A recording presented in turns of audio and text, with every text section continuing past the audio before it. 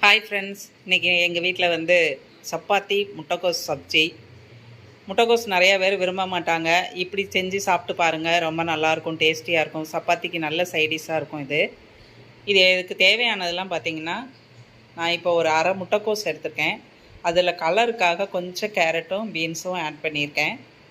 அப்புறம் 2 தக்காளி எடுத்திருக்கேன், 2 பெரிய வெங்காயம் நறுக்கி வச்சுருக்கேன், கொஞ்சம் மல்லி இலை நறுக்கி வச்சுருக்கோம். இதுதான் நறுக்க வேண்டியது.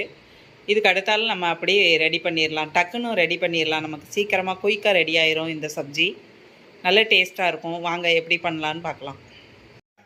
இப்போ அடுப்பு பற்ற வச்சாச்சு, எண்ணெய் ஊற்றியாச்சு சட்டியில். இப்போ 1 ஸ்பூன் எண்ணெய் காஞ்சதும் ஜீரகம் போட போகிறோம். இதுக்கு கடுகு தேவையில்லை. ஜீரகம் போட்டு பொரிஞ்சதும் வெங்காயம் தக்காளி அப்படியே ஒன்று ஒன்றா போடலாம். இப்போ எண்ணெய் காஞ்சிச்சு, ஜீரகம் போட்டுடலாம். ஜீரகம் பொரிஞ்சதும் வெங்காயம் போட்டுடலாம்.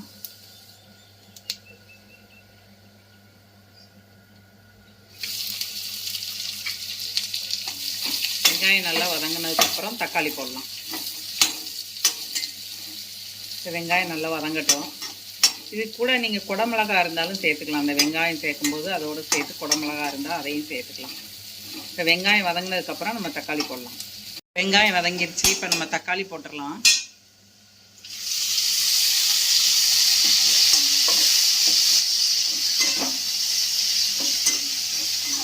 1 by 1 தான் போட முடியும். இப்போ தக்காளி கொஞ்சம் வதங்கினதுக்கப்புறம் தான் நம்ம அந்த கோஸு கேரட் பீன்ஸ் நறுக்கி வச்சுக்கோங்களா, அதையும் போட்டுடலாம். இப்போ தக்காளி நல்லா வதங்கிடுச்சு. இதில் நம்ம கொஞ்சமாக மஞ்சத்தூள் போட்டுக்கலாம். இப்போ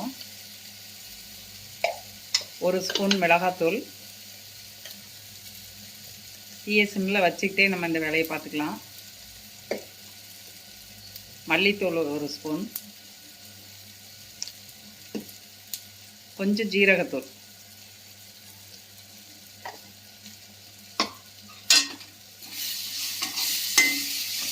இதெல்லாம் போட்டுட்டு லைட்டாக வதக்கிட்டு திரும்ப நம்ம கோஸை போட்டுடலாம். இப்போ கோஸ் போட்டுடலாம். நம்ம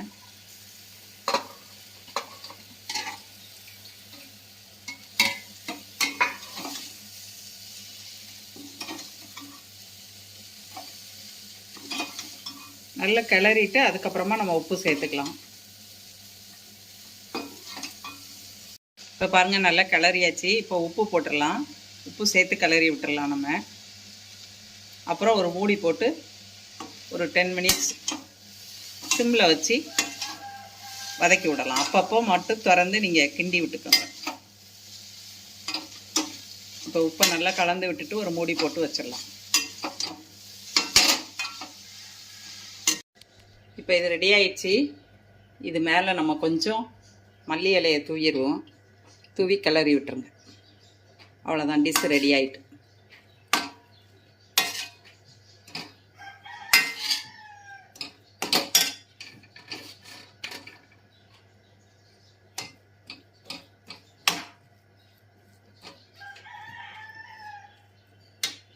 ஓகே, ரெடி. இப்போ பாருங்கள், இப்போ கொஞ்சம் நல்லா வெந்துட்டு இன்னும் ஒரு நிமிஷம் மட்டும் நம்ம மூடி வச்சுக்கோங்க. இந்த ஸ்டேஜில் உங்களுக்கு உப்பு சரியாக இருக்கான்னு செக் பண்ணிக்கோங்க. செக் பண்ணிவிட்டு உப்பு பத்தலைன்னா திரும்ப போட்டுக்கோங்க. இப்போ ரெடி ஆயிரும் இன்னும் 1 நிமிஷத்தில். இப்போ நம்ம கொஞ்சம் நேரம் திரும்ப மூடி வச்சிடலாம். 1 நிமிஷம் கழித்து பார்க்கலாம். இந்த வீடியோ பிடிச்சிருந்தால் லைக் பண்ணுங்கள், ஷேர் பண்ணுங்கள், சப்ஸ்கிரைப் பண்ணுங்கள். Thank you. Bye.